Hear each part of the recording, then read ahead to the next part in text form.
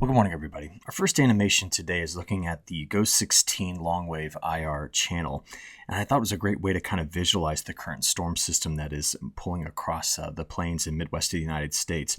What's interesting about this storm system is it's about to run out of its upper level support. And what I mean by that is there's no deep trough that's barreling across the country that's going to continue to give us deep upper level divergence out ahead of this system. In other words, there's no reason for low pressure to continue to form with this system as it moves on off toward the east. All of that is happening way back here as this omega pattern really becomes established. You can even see it. Look at the north-south flow and the upper level winds here digging into this deep trough. And this is the trough that's on the eastern side of the omega blocking pattern.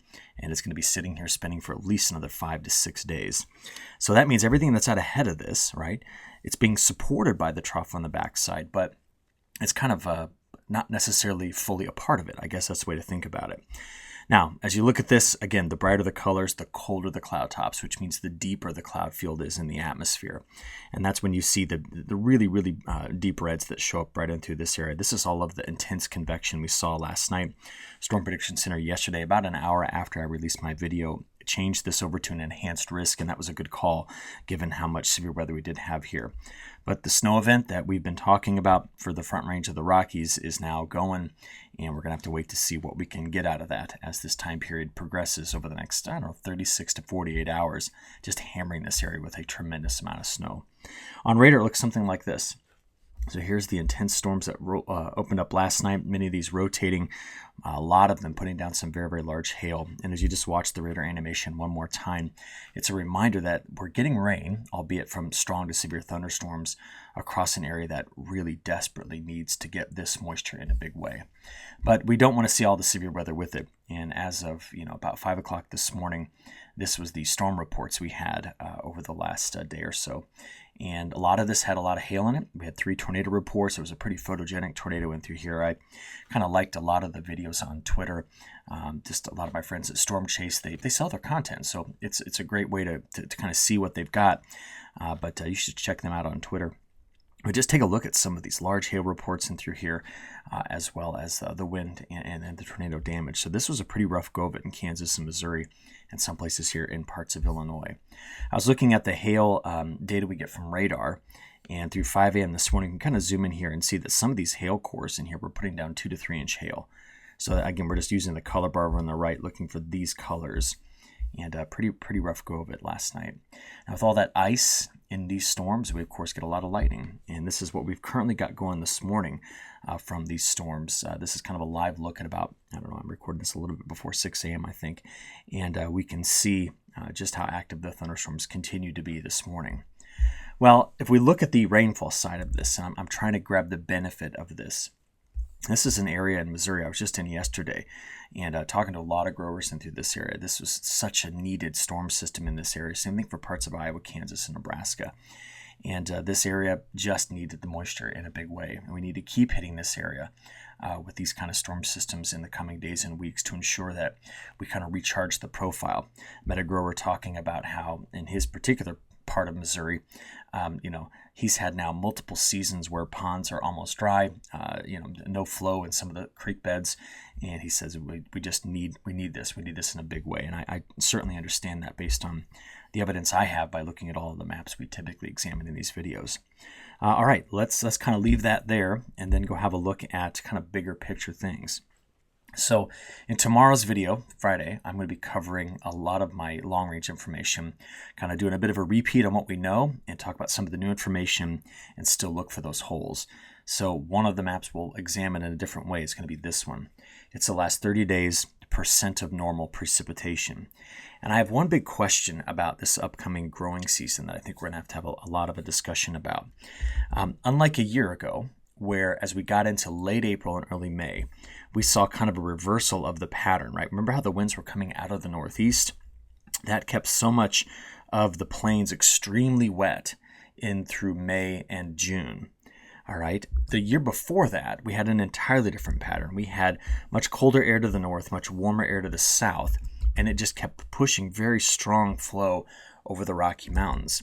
So instead of delivering the moisture to the plains, I'm concerned this year that if we keep the stronger winds in place, that we take that natural dry line feature that lips right in through here and just move it. It moves farther to the east. And what that has me worried about, and we'll talk about this again tomorrow and probably next few weeks, is just what it does to the placement of dry air in this area that's already been exceptionally dry. And you can see that region I'm talking about. Now, across the northern tier of the U.S., I believe there are some changes that are going to be taking place that are going to help to undo some of this late winter and now early spring dryness in this area. But we got to get to that part of the forecast here in a few moments. Okay, onto the snow side of this. Now, the maps are only valid through midnight last night, so this doesn't account for really any of this storm system, but this is what we have so far. And we're going to continue to watch this system evolve today in a big way, where we do have the winter storm warnings, winter weather advisories surrounding that. We have the winds on the backside of this coming through California, eventually here into Arizona, Utah, New Mexico. I mean, this is going to be a very, very windy go of it out of this system. That's why all these high wind watches and advisories are in place. But early this morning, about 5:55, we've got still have our severe thunderstorm watch area right in through here to keep an eye on. A little bit of fog farther to the south. We're still dealing with flooding issues on our river systems down here across the south and southeast. And we're going to see that we got a lot more rain kind of coming into this area, continuing that flood problem. So this is what our winds are doing today. About middle of the day, you can see that our low right here is kind of running out of its upper level support. And it's being fed by good moisture, which means we still have another day or 2 days of severe weather risk today in this area, tomorrow a little bit farther down south. But there is no deep upper level trough, like we go up to 250 millibars. You see the trough's way back here, and it's not sweeping across the country. So this is going to just fizzle out and run out of its support as this omega pattern. There it is. It's starting to really take shape. Gives us more meridional north-south flow than west to east. So you'll see in the forecast that this system rolling across just kind of loses it. It doesn't build into a big northeastern United States storm system. They will get moisture here, but just not what they could get. We're going to have to wait on a different pattern for that to occur. As it stands, though, today's severe weather risk, as you just saw a moment ago, I mean, you can imagine what we're doing here in terms of opening up the Gulf, transporting, destabilized air. This is very humid air at the surface. We still have a lot of cold air aloft. That helps destabilize the atmosphere. And there's definitely a trigger. There's a front rolling through. And as a result, we see a broad area of slight risk of severe weather that goes through here. And then this region in through here that's got an enhanced risk in parts of Oklahoma, Arkansas, and southern parts of Missouri. Tomorrow, it will slide a little bit farther to the south. There it is. So a marginal risk all the way to North and South Carolina, back to Texas, with this spot here in Texas still under the slight risk. So that kind of tells you what this system's doing, right? It didn't push that farther to the east. It kind of fizzled it to the south. So we'll have to go see how that all takes shape. Okay, on the snowy side of this, I'm just going to keep giving you the National Weather Service's maps, because I could show you 10 different weather forecast models maps, and I don't think they're going to do as good a job as the National Weather Service at distilling down what they think is going to happen. I mean, these people live here. They know what the terrain and topography can do. We talked about that yesterday. And here's the newest map from the National Weather Service out of Boulder. And again, the mountains. There are going to be a few places in the mountains here that could pick up 36 to 48 inches of snow, I think is possible. But as you see it here, it's how much of this gets out into that spot right there where the elevation increases, right? We talked about it yesterday. So that's the update from Boulder. This is the update from Pueblo. And again, some very heavy snows on the Front Range here. How far out do they extend? That'll be a tough one to kind of figure out. What we'll need to do is see where the temperatures lead after this to figure out how fast this is going to melt, and we'll do that in a few seconds. All right, so that leads us to the high-res NAM. I like to show it. I think it's a decent representation in the short term of where things are going to go.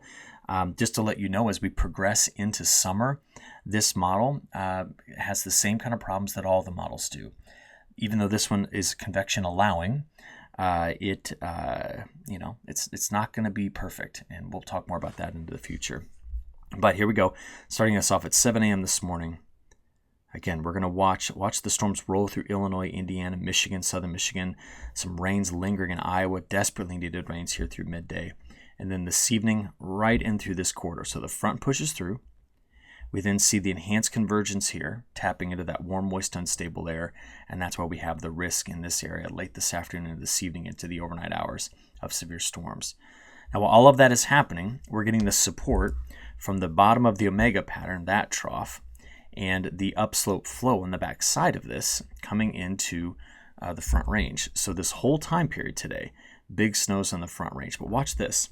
So initially, as the flow comes in from this direction, right? We saw that yesterday in the forecast. We're going to be adding the snow in from upslope flow from this direction. But at the end of this time period, so here we're at 10 p.m. on Thursday night, tonight, watch what happens in the overnight hours. By 7 a.m. Friday, the trough that's at the base of the omega blocking pattern, it's right here over Arizona, spins its way through Arizona into New Mexico. And can you see how we'll have winds coming in like this near the surface and winds aloft coming in like that? And the effect is through parts of New Mexico and Colorado, we're going to kind of have two different layers of snow coming into this area.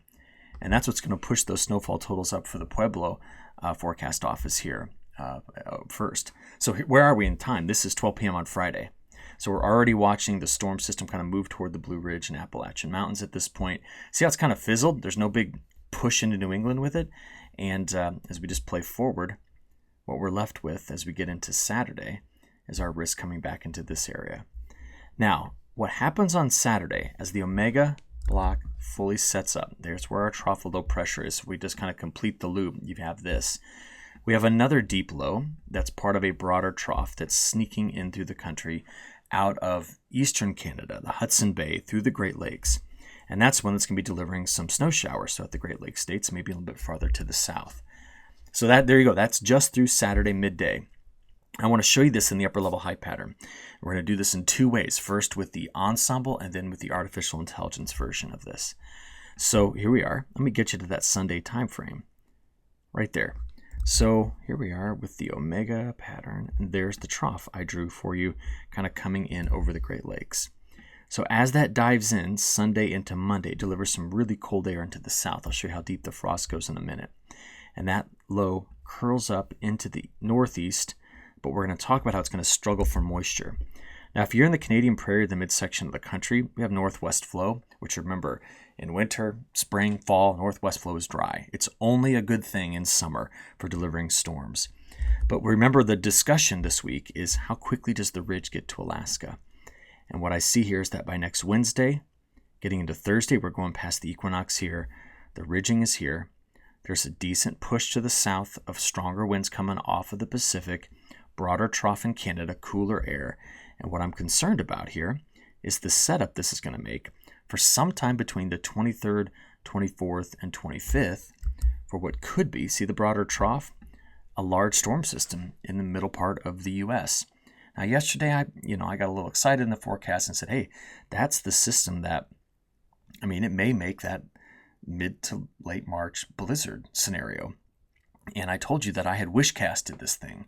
And I'm going to tell you something. This is not a wise thing for any meteorologist to do, to go out there and start looking for stuff. You don't want to be the hammer that everything is a nail because you want something, right? But I'm going to show you why I still think that there's some validity to this, okay? So there's the trough. Is it there in any other modeling system? Let's go check a couple. This is the GFS. Oh, the 6Z run just came in the GFS. Let's go back to the 0Z and just see if it's out there. It is, right? There's something going on here between the 23rd and 26th of March. And then the last model I want to check in on is the new artificial intelligence version. And remember, it's not an ensemble. This is just a single run of the model. So that's why you see much more detail in it. But there's something out there. And we need to keep an eye on that for what it could potentially mean, because all of this is just in the broader context of, I have it back here somewhere. Yeah, it's this hole in the middle part of the country of where we just haven't had moisture. And I want to see it filled in because I don't like going into any growing season with massive soil moisture deficits, which we've been talking about for months.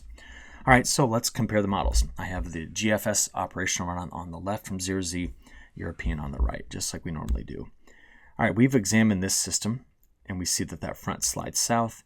And here over the weekend, this is Saturday night, that's when the low moves through parts of eastern Ontario, goes over the Great Lakes. And we see it spreading some light snow throughout the Great Lakes states here, Sunday into Monday. Now after this, high pressure comes in, colder air comes in. In fact, both models both have the high almost in the exact same spot, about the same strength. So while we're still dealing with some of the moisture here from the low that's a part of the omega pattern. Out ahead of it, things just kind of go boring. Monday, Tuesday, Wednesday, other than cooler air and some light snow coming through this part of the Great Lakes. Now, our wetter conditions will be attached to that trough that's on the eastern side of the Omega Block. So there could continue to be moisture in this part of Texas over toward the Four Corner states. You can see it kind of here in both models, but it's not like a guarantee, just rain after rain event after rain event. So what do we have to wait for? Well, this would be the 21st. So here we are on the equinox, and we see a system, our first of what I think could be a couple, that starts to use that broader area of colder air that exists here, the trough that's associated with it, and the models out there, this is the operational runs, but can you see how if you just blur your eyes and look at both of them, next Thursday, Friday, Saturday, it's trying to drop something into the middle part of the country. And I think that's just the beginning of what could be a pretty active 7 or 8 day stretch beginning on the 22nd and ending probably on Easter. I really do. And until I have evidence to overturn that, we'll kind of keep with this idea. Now, let's just use the models to go out a week, though, and look at total precipitation as we normally do. So here we are playing in the European out there. There we go. That's 7 days. So until then, this whole region shows up drier. We still have the drier in the Central Plains, this drier pocket in North Carolina and Virginia, and the West is drier simply because of the ridge that's in place. GFS has got a similar look. European, GFS.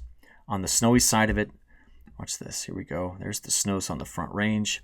You'll see the snow showers moving through Ontario, getting over the Great Lakes and a little bit into New England. Sorry. This is now 1 week out right there. And the GFS looks something like this. So very similar overall setups. But we're curious what happens beyond the 21st. And so the operational runs say, hey, start doing something in here. Tap into that colder air, use those broader troughs, open the Gulf of Mexico and make something. And it's not only there in the European model, but the GFS tries to do something in there as well. See this? And that corridor that begins to open up in here. Now, I got to tell, big disclaimer. Do not look at this and go, holy cow, there's going to be, 20 inches of snow in Iowa and Nebraska and South Dakota, Minnesota, Wisconsin, UP. No, we're not doing that. I'm just showing you that the model is trying to tap into that colder air and the contrast with the warmer air to the south and getting something to go here. And so it is important to note that I'm, of course, not the only one looking at this. We just got this yesterday from the CPC. They're saying that same time frame. Look, the 21st to the 27th. We just need to be aware that the atmosphere is capable of this. We have no information on exactly what it's up to. It's not showing up well in the ensemble, just so you're aware. This is the 10-day outlook. If we even take it out there, let's go a little farther. But we go all the way out there to the 26th and 27th. That's the chance of getting an inch of snow.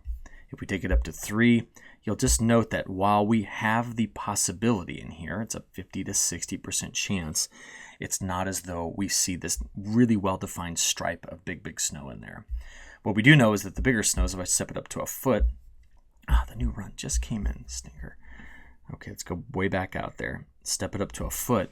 There's our biggest snows, and a lot of this is coming right now, and there's 18 inches. What I can tell you, though, is that until that sets up, most of this area has a risk of being pretty dry. Same thing for this area, and of course the west as the ridge is building in. So this is the 10-day probability of getting less than an inch, less than a tenth of an inch.